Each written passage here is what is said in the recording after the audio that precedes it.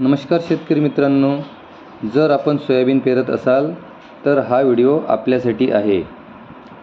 सोयाबीनची बीज प्रक्रिया करण्यासाठी थायमेथॉक्झॉन FS आणि आपण बूस्टर प्लांट ग्रोथ रेग्युलेटर ज्यामध्ये ह्युमिक वगैरे टाकलेला आहे आणि बॅगमध्ये थायरम किंवा पिक्सल हे आपण वापरून बीज प्रक्रिया करायची आहे।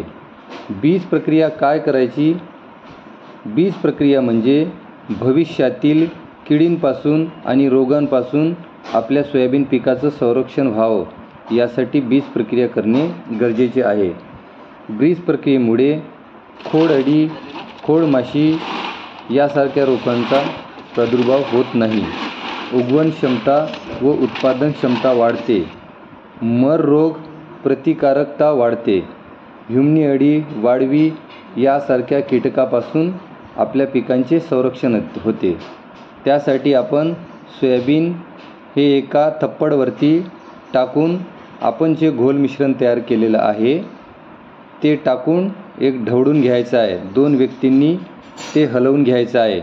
त्यानंतर आपल्या बॅगमध्ये थायरम असतो तो लावायचा किंवा पिक्सल लावून घ्यायचा आहे आणि हलवून एकसारखं मिश्रण करून घ्यायचं आहे।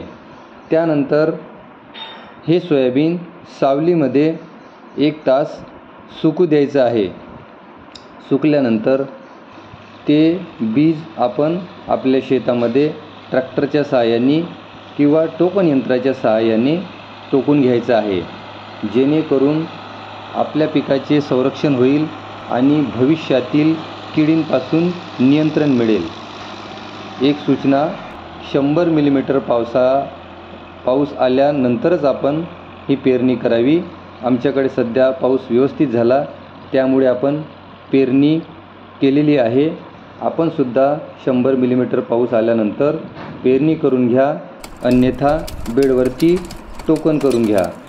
तर मित्रांनो, हा होता बीज प्रक्रियेचा व्हिडिओ कसा वाटला एकदा कमेंटद्वारे नक्की सांगा। माझी शेती माझा बिझनेस या पेजला लाईक करा, शेअर करा, सबस्क्राईब करा, जेणेकरून अशाच प्रकारचे नवनवीन व्हिडिओ आपल्याला बघायला मिळेल। धन्यवाद। जय जवान जय किसान।